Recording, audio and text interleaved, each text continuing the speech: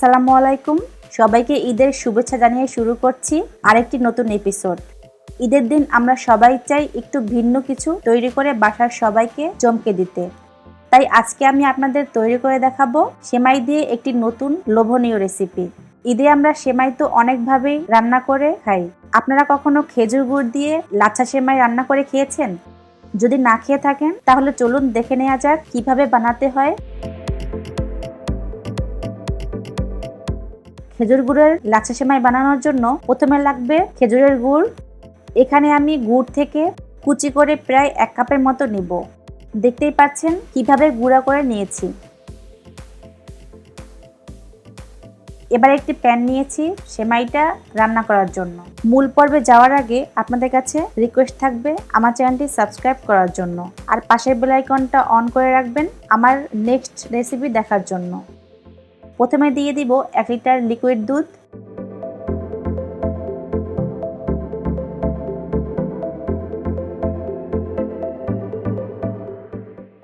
দুধের মধ্যে দিয়ে দিব 2টি এলাচ। এলাচ দুটো মাঝখান থেকে একটু ফেটে নিতে হবে যাতে এলাচ থেকে ফ্লেভারটা ভালোভাবে বের হয়ে আসতে পারে।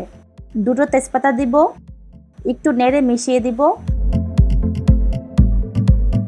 এবারে দুধে বলক আসা পর্যন্ত অপেক্ষা করব। দুধে বলক এসে গেলে এর মধ্যে দিয়ে দিব আগে থেকে গুঁড়ো করা 1 কাপ খেজুরের গুড়। এখানে একটা জিনিস খেয়াল রাখতে হবে, খেজুরের গুড় দুধটা ঠান্ডা থাকা অবস্থায় দেয়া যাবে না। দুধে বলক আসলে খেজুরের গুড়টা দিতে হবে। এবারে নেড়ে চেড়ে খেজুরের গুড়টা দুধের সাথে মিশিয়ে দিব। এভাবে প্রায় 2 মিনিটের মতো রান্না করতে থাকব। 2 মিনিট পরে এর মধ্যে দিয়ে দিব 1/2 টেবিল চামচ লবণ, 1/2 টেবিল চামচ আদা বাটা। যেহেতু এখানে আমি খেজুরের গুড় ব্যবহার করেছি তাই এর মধ্যে আদা বাটা দিলে সুন্দর একটা ফ্লেভার আসবে আর খেতেও অসাধারণ লাগবে। আদা বাটা দেওয়ার পরে দুধটা আবারও 2 মিনিটের মতো রান্না করব মিডিয়াম আঁচে।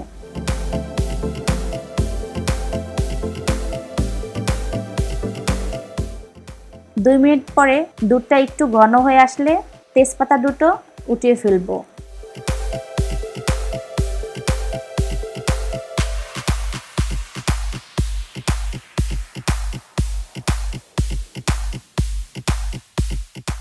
এবারে চুলাটা বন্ধ করে দিব। চুলা বন্ধ করে সাথে সাথে এই গরম থাকা অবস্থায় এর উপরে দিয়ে দিতে হবে লাচ্ছা সেমাই। অল্প অল্প করে সেমাইটা দিতে হবে আর নাড়তে হবে, একসাথে দিলে দলা পেকে যেতে পারে।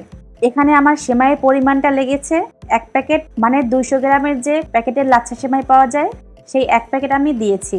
এখানে আমি আবারও পুরো পরিমাণটা বলে দিচ্ছি।